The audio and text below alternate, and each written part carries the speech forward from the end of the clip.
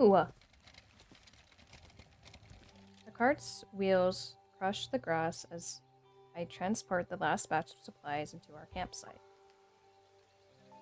Outdoor camping mat, stove, folding chairs. That's everything. Zayne, who's in charge of setting up the tent, looks up from the instruction manual. Thank you for your hard work, Chief of Logistics.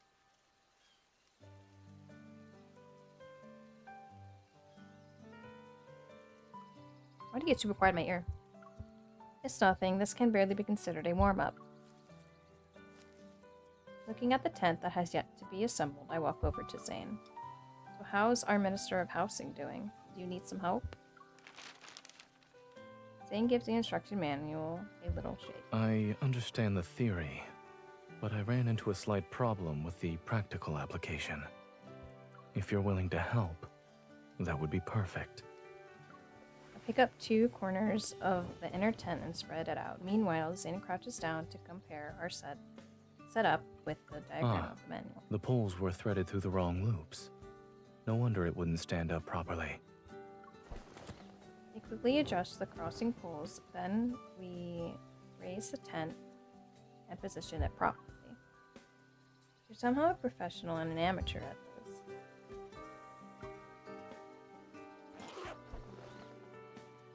Then secures the 4 corners of the tent before pulling out the rain fly from the bag. I can't tell if that was a compliment or a critique. I set up tents during department retreats. However, I've been too busy these past few years to keep up with it. Now I can barely remember anything about the outdoors. He passes me 1 corner of the rain fly, and we unfold it together in perfect sync. But it's okay. I've committed the technique for setting up a 2-person tent to memory. Also, what the hell is a rain fly? Excuse me? Oh, it's like a tarp. Okay. As we smooth out the rain fly, Zayne walks to my side and gently brushes against my shoulder. I'm certain this skill will often come in handy from now on.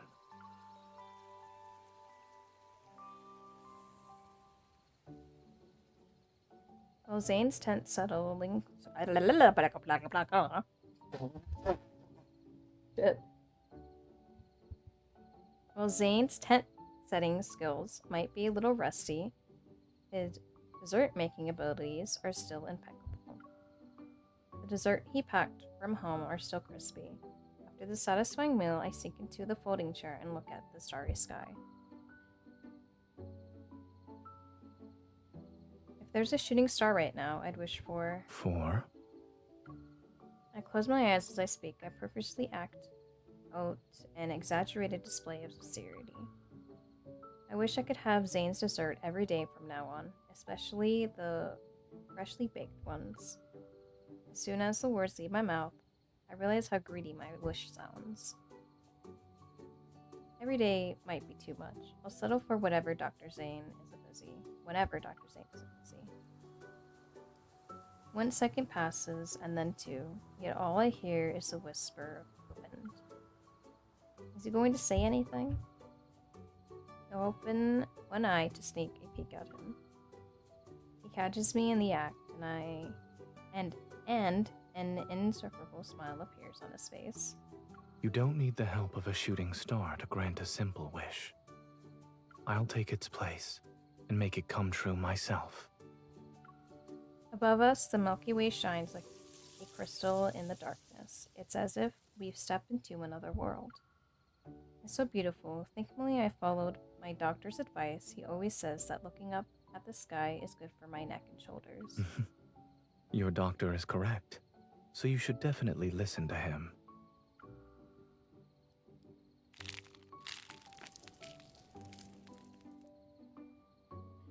Something warm brushes against my lips. I glance down. Zayne is holding up a freshly grilled zucchini, waiting for me to take a bite. I love zucchini.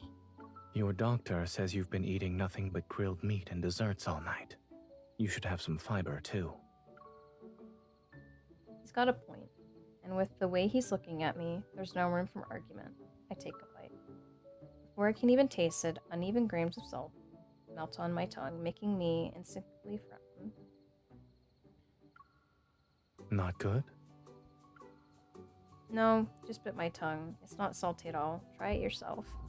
Or I can carry out my plan to get Zayne to fall for my trap. Was that the game? That sounded like some sonar shit. What the hell? Oh, it was? It sounded like it was, like, beside my window. Scared the shit out of him. Before I can carry out my plan to get Zayne to fall for my trap, I suddenly sense a faint energy fluctuation. What's the matter? There's an energy fluctuation, but my watch doesn't detect anything unusual. Zayne moves closer to me and places a reassuring hand on my We back. should check it out just to be safe. I'll accompany you.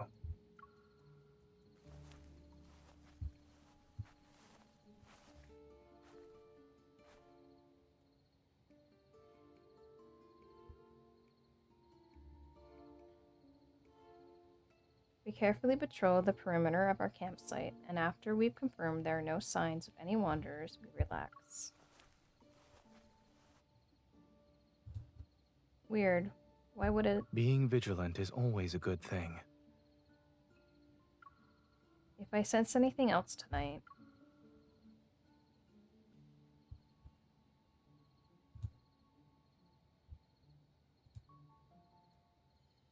Zayne gently pats my head. Then we'll do another check.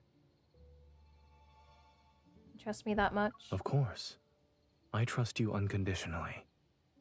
Except for... Yes? Except for when you tell me it's not salty at all.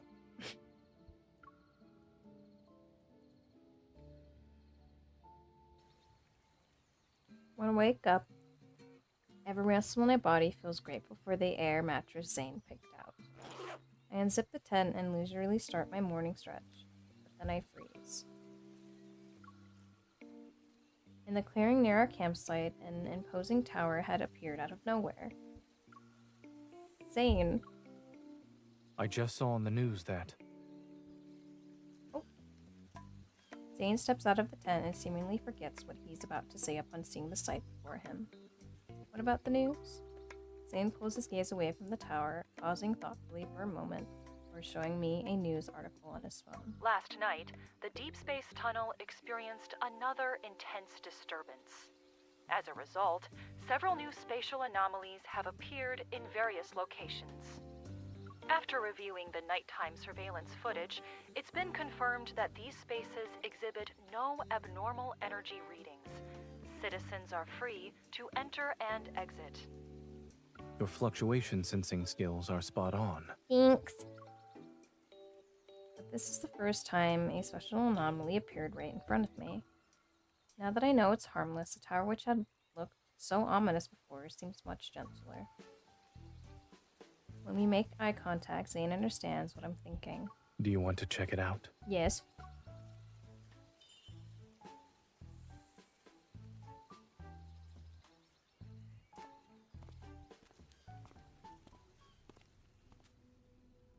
Wow.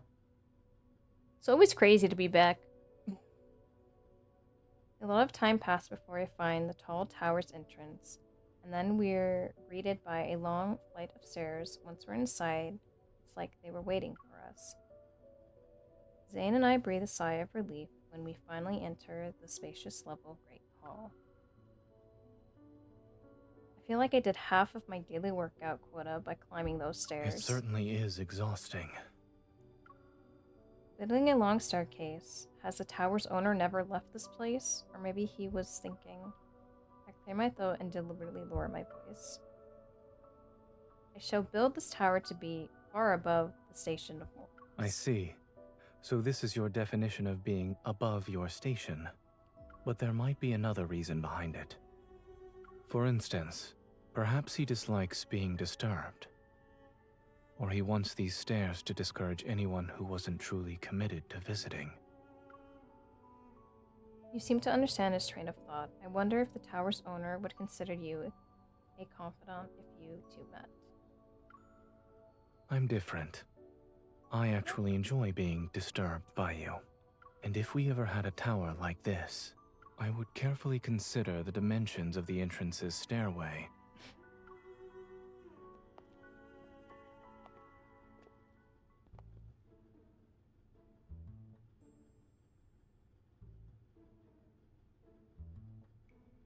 After circling most of the tower, we become more certain about us being the only people here. We entered the main hall on the first floor, and there stands a massive throne of a particular design. This throne, is it made of ice? My curiosity gets My curiosity gets the better of me as I sit on the throne. I run my hands along the massive ice pillars to my left and right. Do you think this belonged to a king? I lower my voice and strike a rigid pose as if I'm about to give out commands. We shall destroy 5,000 troops. We'll capture that city and crush our enemies in one fell swoop. You're a natural at this. As he approaches, I change my pose. Or maybe the throne belongs to... Oh my gosh. Okay. Or maybe the throne belongs to a foreseer who delivered prophecies from the gods. Leave me, I have received a divine message.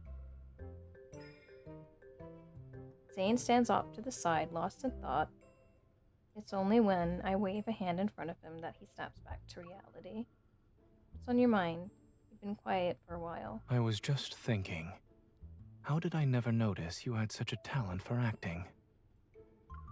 A hunter needs to be flexible. Besides, I'm putting on a good show. Why aren't you playing along? I was playing along, though. Zayne points to where he had been standing during my royal performance. Over there, I was playing the role of a royal messenger who didn't dare to speak too much in the royal court. And now, I'm a silent yet devoted messenger to a foreseer. I may not have any lines, but I've played my part. Zayne's deadpan attempt to explain himself is so amusing that I've decided that I had enough fun. I stand up and move closer to him. Then may I ask this messenger a question? Would he like to help this foreseer move her living quarters?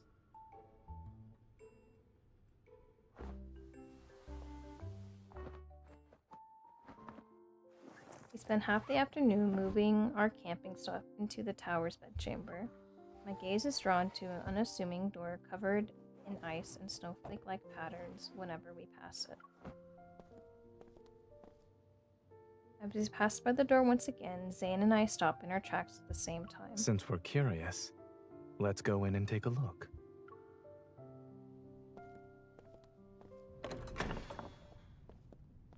Behind the door that's no bigger than a person is an unexpectedly vast space. Shiny flowering buds are scattered on the floor. Meanwhile, bookshelves loom over us. I can't even see the top of them. Is this a library? Why are there flowers growing in a library? I lean down to get a closer look at the buds. Jasmines, but these are different from the ones I've seen before. When I touch a tightly closed bud, I unexpectedly feel a chill. They're made of ice? The jasmines. Zayne bends down to gently stroke the ice jasmine, his movement so familiar as if greeting an old friend. As expected, not a single flower has bloomed. The crystalline buds reflect radiant light, yet they remain tightly closed. They appear lifeless. I walk to the bookshelves as sunlight streams down from the skylight. It illuminates the dust particles in the air. Where's the ladder? The shelves are so tall. Are we supposed to fly to reach the top? Yes. I hear the sound of ice soaring behind me and turn to look. An ice crystal traces an elegant arc through the air. Did you use your evolve? No.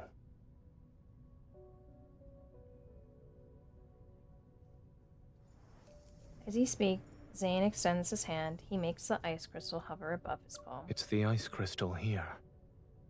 But it seems like I can control it. It probably appeared just now to answer your question. Zayne taps the ice crystal and immediately flies down to her feet. ice crystal expands under us and forms a platform. It steadily lifts us into the air. This is amazing. Zayne, do you think you can learn how to do this? Then we won't have to wait for elevators anymore. He puts his hand on my wrist to steady me. Wait, wrist? Oh my goodness. He puts his hand on my waist to steady me. We can use this to go to your window next time I walk you home. Hell yeah. Be careful, the neighbors downstairs might call the police. I guess you need your own tower to use these conspicuous ice crystals.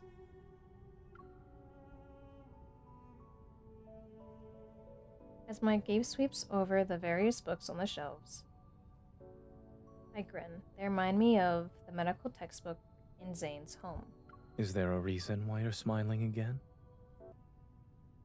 I was just thinking that if you had a tower this large, part of it would be a library. Probably. His fingers trail along the bookshelf. With a library this big, we could put research materials here. Case files there, reference books over there, as for this spot. I excitedly start imagining what the future library could look like, and he just listens quietly. When I turn to ask for his thoughts, our eyes meet, and his somber expression softens. How about we put your books here? If there's room, I'd also love to add some feel-good stories with happy endings. If we do that, you'll be in the library for the entire day, and you'd make me stay inside with you. I tease him while I pull out a few random books from the shelf. Text is on the text is incomprehensible, but the illustrations are easy to understand. There are so many pictures of jasmines. Whoever owns this place must really like them. Zayne seems to eagerly take the book from my hands. I'm not sure if it's the illustrations or the strange writing that caught his attention. I stand quietly to the side, taking in the entire library from above. My gaze sweeps over the dome and stained glass windows, but in the end, it's an unopened ice jasmine on the floor that draws me in uncontrollably. It's a shame they haven't bloomed yet. The view from here would be beautiful. It's possible they don't bloom at this time, or the conditions aren't right. My stomach lets out a low growl, yet it echoes in the empty library. The pages close and a playful smile reappears on the face of the person behind the book. Regardless of when these jasmines bloom, at the very least we can say it's dinner time. Hell yeah, I just had lunch.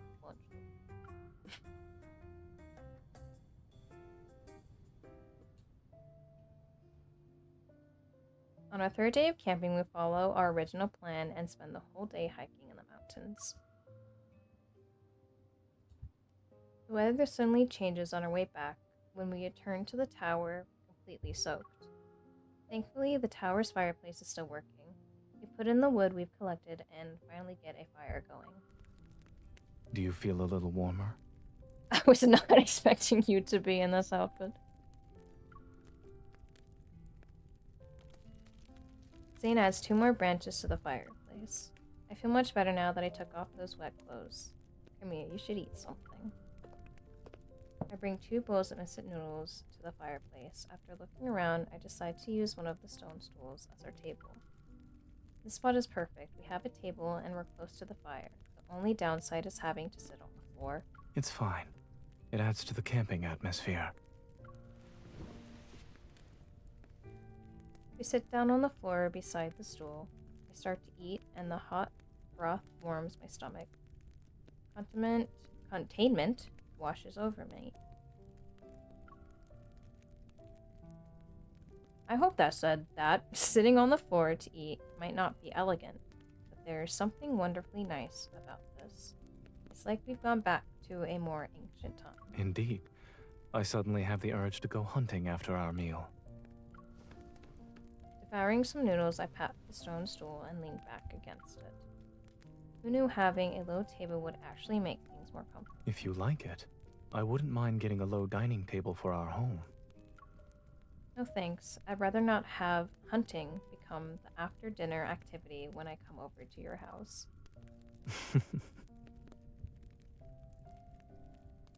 After staying here for 2 days, do you feel like this place can be called home? Yes. And since we're on vacation, it's even more relaxing than being at home. I shift back against the stone stool and stretch out my legs. I've been thinking about something for the past few days. What if we keep living in this spatial anomaly? God, I spatial suppose you've anomaly. already concocted a plan. I wouldn't say that, but I do have some ideas for renovations. The empty space in the back would be perfect for a garden and flowers and vegetables, and the curtains in the bedchamber can be changed. If you want better sleep quality, using blackout curtains would be ideal. The library should stay as is, but we definitely need a kitchen. Let's design an open plan one. Then you can have freshly baked desserts right away. That's a good idea. I approve. Firelight is reflected in Zayne's eyes. As for the Great Hall, we should have some large plush rugs. They can also cover the stairs. We can put 2 recliners on those rugs. Then we won't have to sit on the floor anymore. In the dancing firelight, we keep imagining different ways to decorate this tower. This is cute. It's as if our plans could become reality at any moment. Why hasn't the owner decorated this place, though? Maybe only one person lives here. Lost in thought, Zayne adds 2 more logs to the fireplace. It takes 2 people to make a house feel like home. When you're alone, it's often just a place to stay at. And you tend to make do with the bare necessities. It doesn't only apply to decorations. Take eating, sleeping, and daily life, for example. Have you lived like that before? He turns to look at me, and a shadow briefly appears in his gaze. Yes. In Skyhaven, in Lincoln City, throughout university, when I just started working at Oxo Hospital. How did you live back then? I would volunteer to clean the lab after class. I also spent time sitting idly in the office after my shift. I occasionally bought groceries while walking around, but I'd usually only remember to eat them right before they spoiled. Damn. Why? I'm not sure. Maybe it's because I had no one to share anything with. Damn. I couldn't find the motivation for most things. Oh. Perhaps realizing his tone had gotten too solemn, Zayne gives me a slight smile. But his expression only makes my heart ache in a way I can't really describe. Zayne, are you afraid of being alone? Not at all. I've simply learned to accept it, grow accustomed to it. I even allowed it to reshape my life. Okay. As he speaks, he slowly clenches his fist. But I don't enjoy being alone. I don't want to enjoy it. I place my hand over his and caress it twice. When I think about the past sometimes, I wonder what I would have become if we never saw each other again. How about we not think about that? His voice trails off. Silent descends into the room. Onto the room. I gently pull him closer and hug him. Oh, it's good that such a thing didn't happen. His palm rests against my back. Yes, I'm very lucky. Yeah. I look up at him and his nose brushes against my cheek. He nuzzles me. Oh.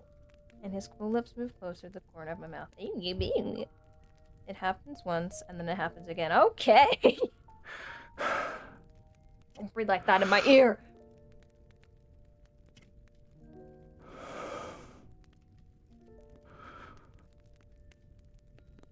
It's wonderful that you're by my side.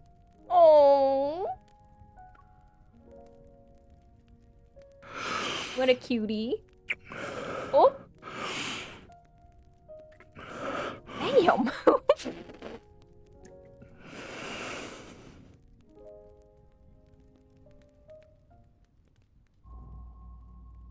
Okay.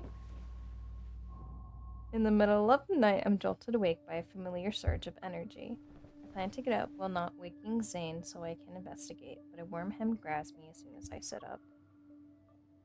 What's wrong?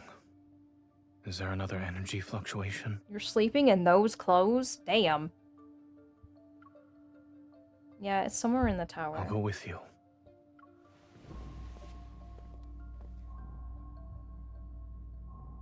Heading to the source of the energy fluctuation, we arrive at the entrance of the library. The door is slightly ajar, and the faint light seeps through the gap. My watch hasn't gone off. Maybe it's like what happened before with the spatial anomaly. This word is gonna kill me. And it's in all 5. I place my hand on the door, and Zayne's hand is soon next to mine. Let's see what happens.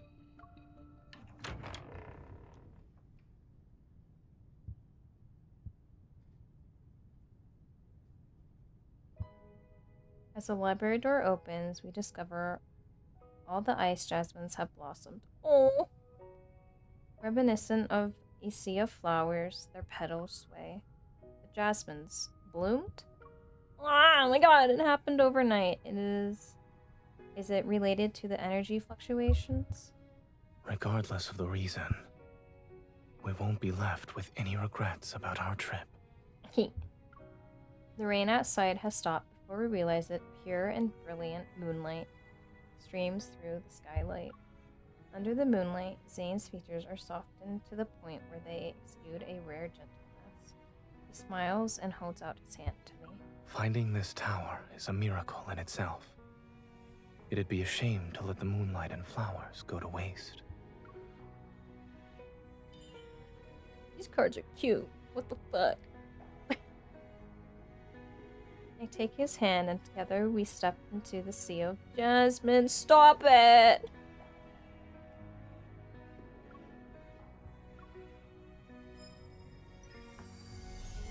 I love this. Resonant energy hums through our joined palms. Suddenly, countless shimmering particles of light swirl around us.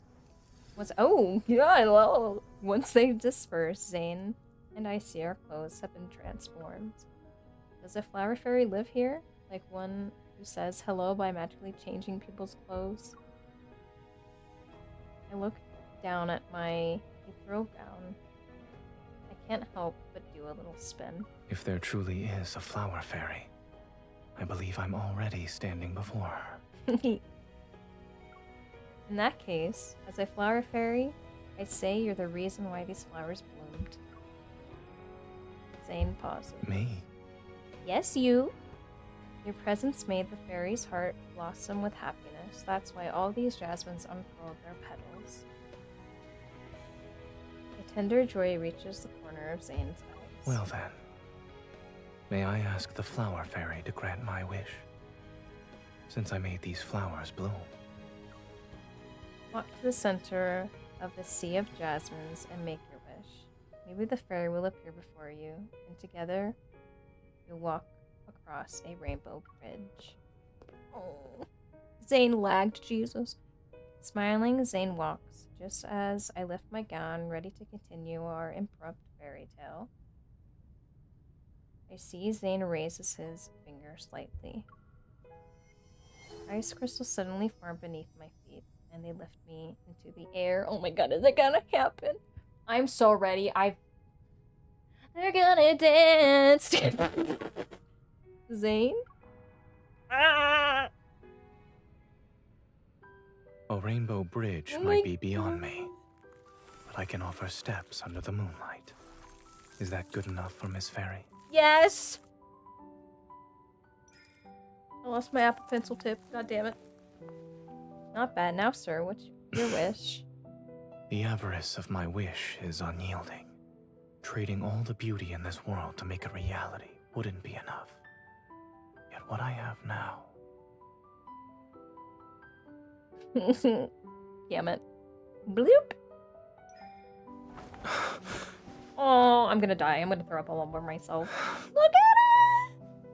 Oh God! Maybe what I want in exchange is your what now? But Maybe what I want to exchange with you is simple. Just like this. I want to give you so much more. One sentence, one embrace, one jasmine petal. They're not enough. Zayne! Oh my god! Shall we dance? Absolutely yes, 100%.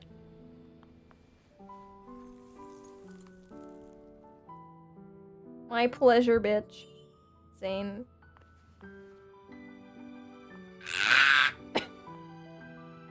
Yay! We finally are dancing! Meeting you is the luckiest thing that has ever happened to me. Same. Like these jasmines. After a Oh my never-ending God. winter, I met the one who brought spring into my life. This space may not last forever. However, I promise to give you more beautiful memories. Every day, starting from this moment. Okay. Oh, guys.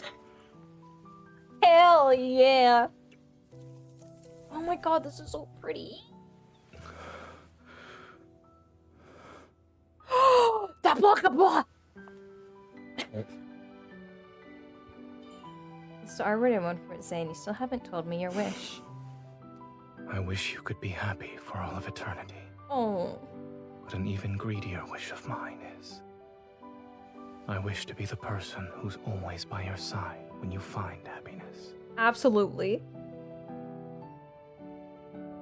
I want to witness every flower bloom in our future together. Will you give me that chance? Yes. Oh my god. Oh.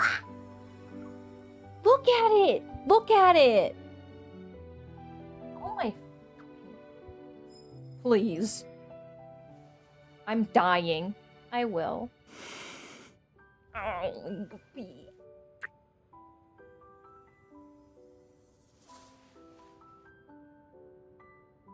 Then, let us make a vow in a sea of jasmines. We'll always see the flowers bloom together. Absolutely.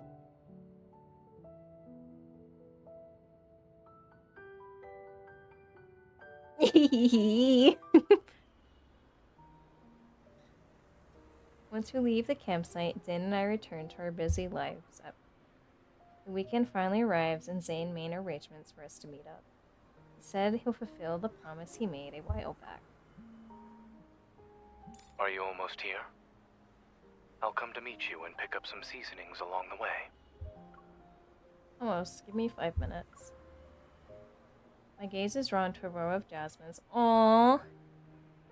In full bloom outside the forest. Those blossoming memories are so fresh in my mind. Actually, I'll meet you in 10 minutes.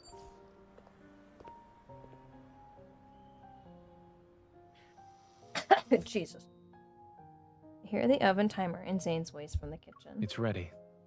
Would you like some tea to go with it? Neat. He's wearing it! They need to make these outfits available in-game so I can have a picture-filled day. I watch Zayne's concentrate on the oven. A slight twinge of guilt materializes. I was worried my wish wouldn't come true before, but now I'm more certain about you giving your weekend just to make it happen. Giving up your weekend just to make it happen. You could be resting instead. Nothing would make me happier than seeing you enjoy yourself. I smile at him and point toward the low table in the living room. I put the jasmines there. They like sunlight, so don't move them somewhere else. You're more worried about the jasmines. You weren't this concerned about me earlier. Oh, that's because... Zayne's gaze shifts to the TV in the living room, and I look at what caught his attention. Most of the spatial anomalies that emerged recently have disappeared. The effects from this deep space tunnel disturbance are subsiding for now. The screen cycles through aerial photographs of different... Oh my god. Okay. Of different spatial anomalies, I can't look away. I don't even understand why I'm fixated on this. I hate this word. After Zayne gently coughs, he moves in front of me and blocks my view of the TV. You're upset. That sounds less like a question and more like a statement. I'm not. It's just that the place we called home for a few days is probably gone now. And those ice jasmines, I wonder if they'll bloom again. I trail off as I ask myself what I miss more, the tower or the jasmines. Of course they will. Oh. I look into Zane's eyes and finally realize what's important to me. I'm worried that the dreamy days we shared might eventually fade away. Since we made a vow in the Sea of Jasmines. Shut up. Zayne leads me to the living room. The white jasmines sway in the breeze. We'll always see the flowers bloom together. Hell yeah, baby. He embraces me from behind and his arms tighten around my waist. I promise. Those words land in my ears as if those words land in my ears as I look at the jasmines in full bloom. They must have heard this promise too. Fucking shit.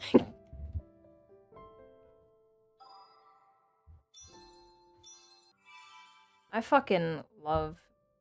I still love everything though. I loved this. I love everything. I am extremely happy. You finally danced. La la la.